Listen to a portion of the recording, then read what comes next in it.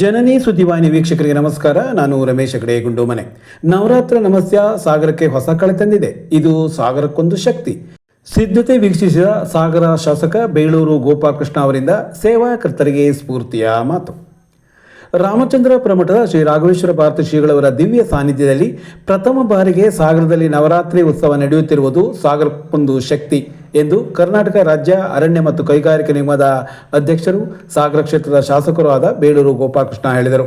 ಶುಕ್ರವಾರ ಸಂಜೆ ನವರಾತ್ರಿ ನಮಸ್ಯ ಪೂರ್ವ ಸಿದ್ಧತೆಯ ವೀಕ್ಷಣೆ ಮಾಡಿದ ಅವರು ಸಾಗರಕ್ಕೊಂದು ಹೊಸ ಕಳೆ ತರುತ್ತಿರುವ ನವರಾತ್ರಿ ನಮಸ್ಯ ಕಾರ್ಯಕ್ರಮದಲ್ಲಿ ಎಲ್ಲರೂ ಪಾಲ್ಗೊಳ್ಳುವುದಕ್ಕೆ ಕರೆ ನೀಡಿದರು ಮತ್ತು ಸಿದ್ಧತೆ ಕುರಿತು ಅವರು ಹೀಗೆ ಮಾತನಾಡಿದರು. ನಗರದಲ್ಲಿ ಈ ಸರಿ ಪ್ರಥಮ ಬಾರಿಗೆ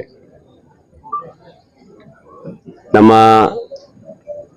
ರಾಮಚಂದ್ರಪುರದ ಪೂಜ್ಯ ಗುರುಗಳು ನವರಾತ್ರಿ ಆಚರಣೆ ಮಾಡ್ತಾ ಇದ್ದಾರೆ. 10 ದಿನಗಳ ಕಾರ್ಯ ಅವರು ಇಲ್ಲಿ ನಡೆಸೋದ್ರಿಂದ ಒಂದು ಸಾಗರದಲ್ಲಿ ಒಂದು ಶಕ್ತಿ ಬಂದಂಗಾಗಿದೆ ನಮಗೆ.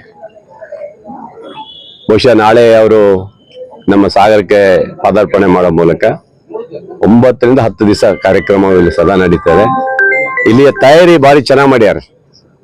ಇಲ್ಲಿ ಎಲ್ಲ ಭಕ್ತಾದಿಗಳು ಅವರು ಏನು ಇನ್ಚಾರ್ಜ್ ಕೊಟ್ಟಿದ್ದಾರೆ, ತುಂಬಾ ಚೆನ್ನಾಗಿ ತಯಾರಿ ಬಂದಿದೆ, ತುಂಬಾ ಚೆನ್ನಾಗಿ ಮಾಡಿದ್ದಾರೆ. ಎಲ್ಲ ಕಡೆ ಡೆಕೋರೇಷನ್ ಮಾಡಿರೋದು, ಲೈಟಿಂಗ್ ಕೊಟ್ಟಿರೋದು, ಇಲ್ಲಿ ವ್ಯವಸ್ಥೆ ಎಲ್ಲ ಮಾಡಿರೋದು, ಆಫೀಸುಗಳು ಮಾಡಿರೋದು ಎಲ್ಲ ತುಂಬಾ ಚೆನ್ನಾಗಿ ಅದ್ಭುತವಾಗಿ ಮಾಡಿದ್ದಾರೆ.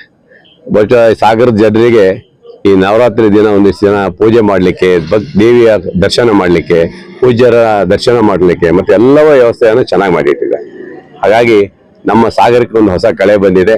ಪ್ರಥಮ ಬಾರಿಗೆ ಗುರುಗಳು ಇಲ್ಲಿ ನವರಾತ್ರಿ ಆಚರಣೆ ಮಾಡೋದು ನಿಜವಾಗೂ ಖುಷಿ ತಂದಿದೆ. ಈ ನಾಡಿಗೆ ಎಲ್ಲರಿಗೂ ಒಳ್ಳೇದು ಮಾಡುವಂತ ಕೆಲಸ ಮಾಡಲಿ ಅಂತ ಕೇಳ್ಕೊಂಡು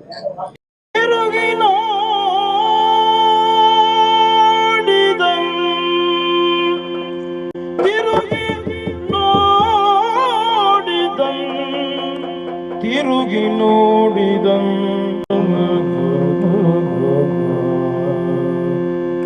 ಪರಮ ಪೂಜತೆ ಮೂಡಲ್ ಅವರಲಿ